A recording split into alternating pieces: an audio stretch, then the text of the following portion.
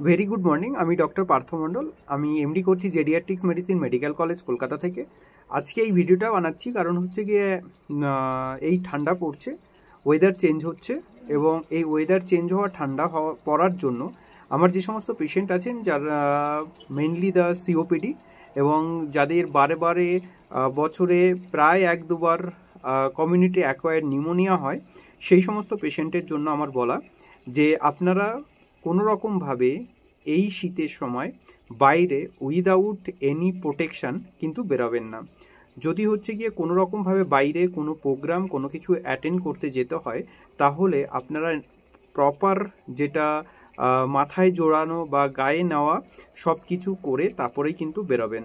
কারণ হচ্ছে গিয়ে পেশেন্ট আমার যে সমস্ত জেডিয়াট্রিক্স পেশেন্ট, যারা বয়স্ক পেশেন্ট, যাদের হচ্ছে সিওপিডি পেশেন্ট এবং যাদের বারবার করে recurrent episodes of chest infection হয়, সেই সমস্ত পেশেন্টের জন্য এটা। কারণ হচ্ছে কি এই সময় যে সিজন চেঞ্জ হচ্ছে, খুব ইজিলি আমার এই সমস্ত পেশেন্টগুলো কিন্তু আবার নতুন করে একটা চেস্ট ইনফেকশন হতে পারে।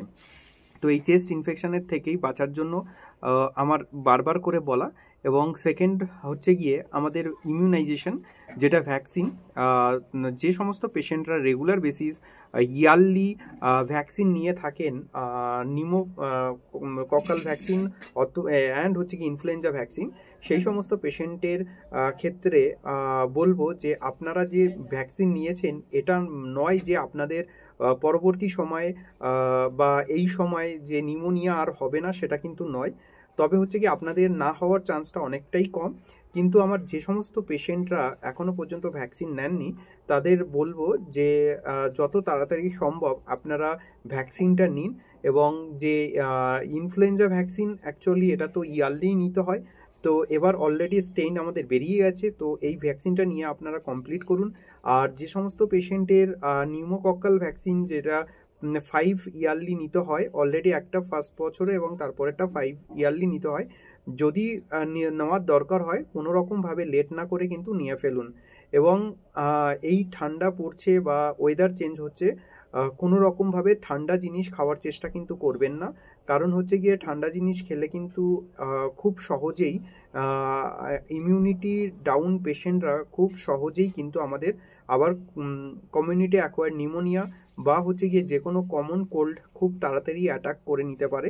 তো সেই জন্য কোনো রকমভাবে ফ্রিজের খাবার বা কোনো ঠান্ডা জিনিস খাবেন না। তার সাথে সাথে হচ্ছে কোনো রকমভাবে ঠান্ডা জলে আপনারা কিন্তু এখন স্নান করবেন না।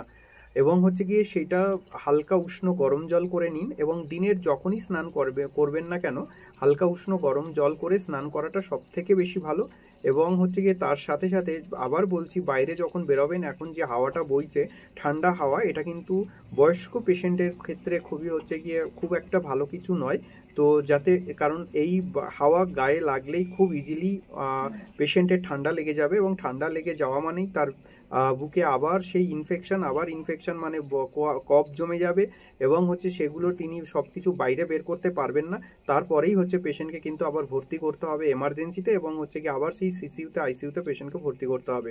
তো এই সমস্ত অ্যাকিউট এমার্জেন্সির হাত থেকে বাঁচার জন্যই আজকে আমার এই ভিডিওটা করা, যে আপনারা কোনো রকমভাবেই এই শীতে নিজেদের কিন্তু অবহেলিত করবেন না। যতটা পসিবল আপনারা ঠিক থাকুন, এটাই চাই। আমি চাই না আমার কোনো পেশেন্ট, আমার কোনো ফলো আপ পেশেন্ট বা আমার কোনো রিলেটিভস এই মুহূর্তে কোনো রকম এই রকম একটা ইভেন্টে বা এইরকম একটা ওয়েদারে আবার নতুন করে ইনফেকশন ডেভেলপ করুক।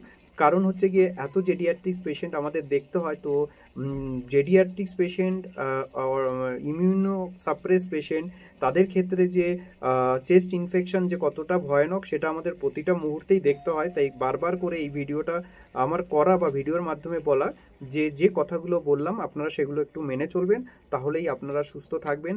থ্যাংক ইউ, ভালো থাকবেন সবাই, নমস্কার।